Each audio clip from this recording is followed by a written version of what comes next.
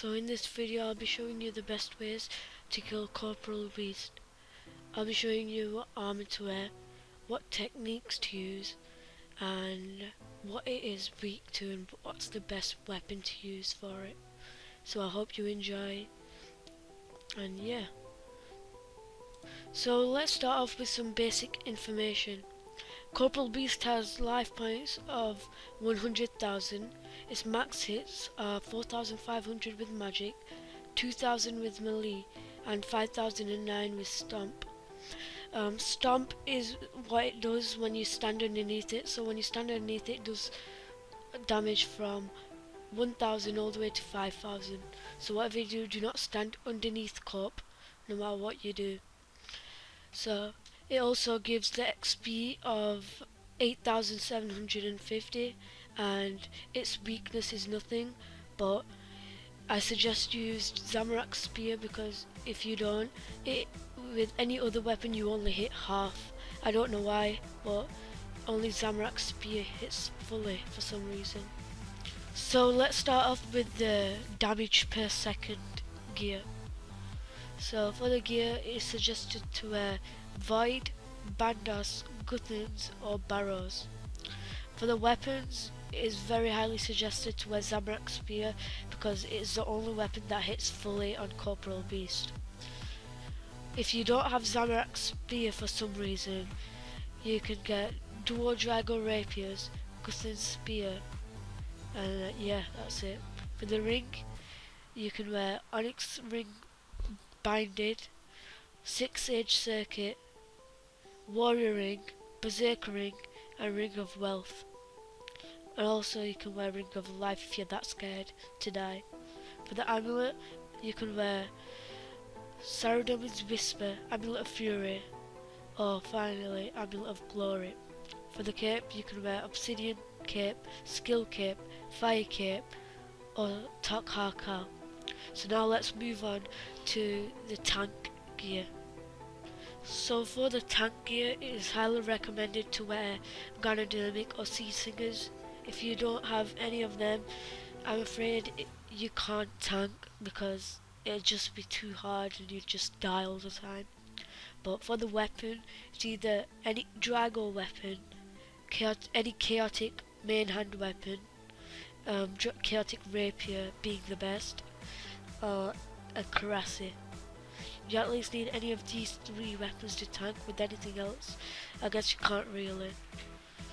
And for the shield, you can have Spectral, Arcane, Elio, Divine, any one out of them, or if you don't have them, a Blessed Spirit Shield. And if you even can't have that, at least a normal Spirit Shield.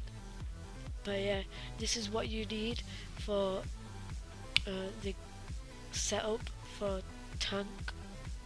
But yeah, now let's move on to the adrenaline bar setup for both of them, for the DPS and the tank. So if you're a DPS, it is best to have Slice, Punish, Dismember and Sever for the basic abilities. You can also have Kick if you want, that's a good ability. Now for the thresholds, it is best to have Bleed, Tornado, Assault and Quake. Quake lowers the defense of Corporeal Beast, so it is good to have that. Also Berserk and Overpower. You can have Provoke as well, in case the tank is in need of it or something like that. But yeah, so they're the basic and they're the abilities for DPS. So now let's move on to the tank adrenaline bar. So for the tank setup, you need to use Slice, Sever, Punish, Dismember and Assault. For the defensive abilities, you need to use the basic ability of Preparation, Reflect, that helps a lot. You also might want to use Barricade when core comes on you. I'll talk about that later. Anticipation and Resonance. You don't need freedom, and you also want to use provoke it, because if Corp is attacking your DPS, your attacker, you can provoke it back on you. And also it is needed to activate insight when you're tanking as well. So yeah, now let's move on to the inventory setup for both attacker and tanker. So this is the basic inventory setup for attacker and a tanker. Superset, obviously you can have extremes or overload, prayer renewal, around 3 prayer potions. If you're gonna stay there for longer, around 4 to 8. I don't know, depends how long you can stay there for. An adrenaline potion, so when you use berserk, you can use assault with it. And also weapon poison. Weapon poison hits a lot, as it does 300 damage and stuff like that. So yeah, now let's move on to tactics and core, how to move away from the core properly. Alright, so this is how you use assault with adrenaline properly. What you do is you use assault and then straight away you use adrenaline potion, and then you use kick and sever, and then finally you use assault. As you can see, I've slowed down the hits for you, so I've hit a 6k and then another 6k, which is really good. So yeah. Okay, so this is how you successfully move away from the core. As you can see, what you do is you just click away and then attack corp again. It's pretty simple, you just keep doing that until it's on you. Sometimes it might stay on you throughout the whole kill, sometimes it won't, but yeah, most likely it won't stay on you throughout the whole kill, it will go move to someone else. But yeah, that's how you successfully keep core away from you. And yeah, that wasn't your Skype, it was mine. So yeah, let's move on.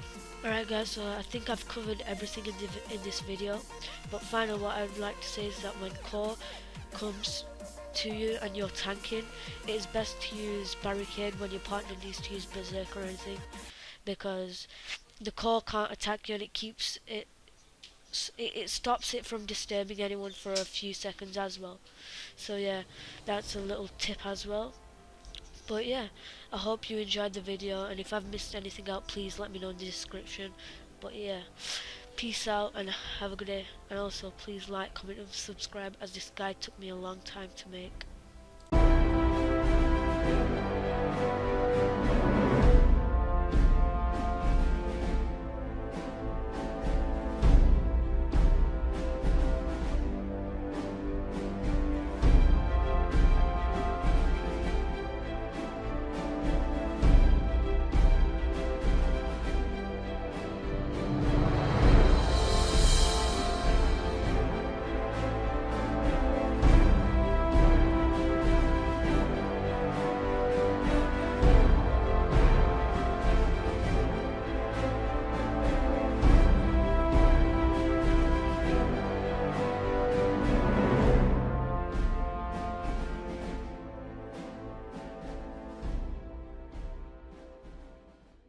So before we end the video, I'd like to give a shout out to Gold Panda, known as Dan also. He helped me to make this video by doing cope with me and also send me the screenshots for his setups. So I'd like to give him a big thanks, and please check out his channel. His channel link will be in the description and also on the screen. So yeah.